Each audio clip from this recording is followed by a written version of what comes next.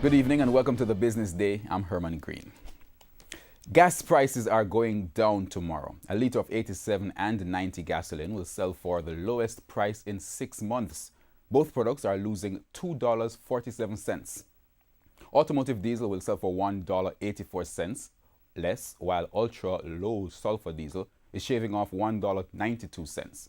Kerosene is down $2.08. Propane will go for $1.56 less, and butane is down 27 cents. Now, oil prices traded lower today. Oil for delivery in December went down by 14 cents to settle at $61.59 a barrel.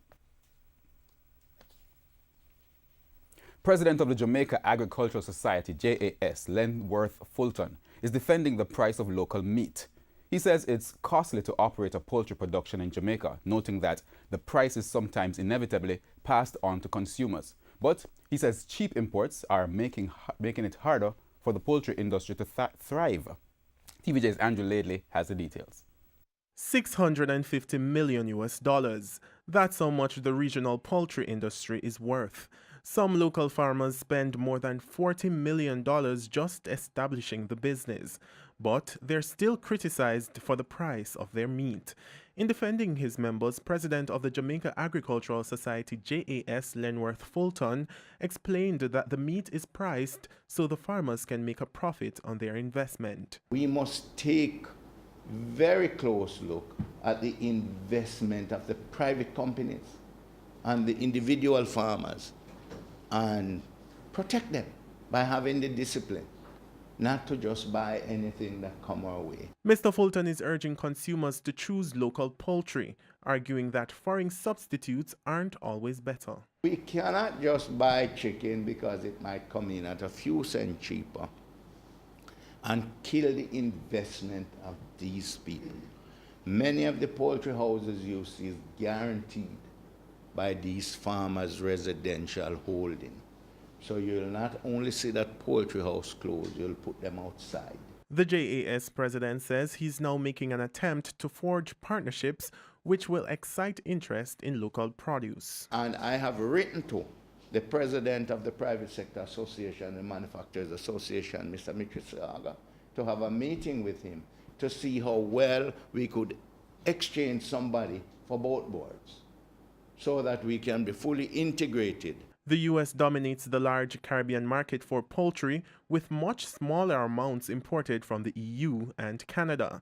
The imported poultry items for Jamaica include mostly chicken necks and backs, a demand which is not fully supplied by local producers. For the Business Day, I'm Andrew Laidley. In the meantime, the JAS president says the association will be more vocal about developments in the ganja industry in the coming months.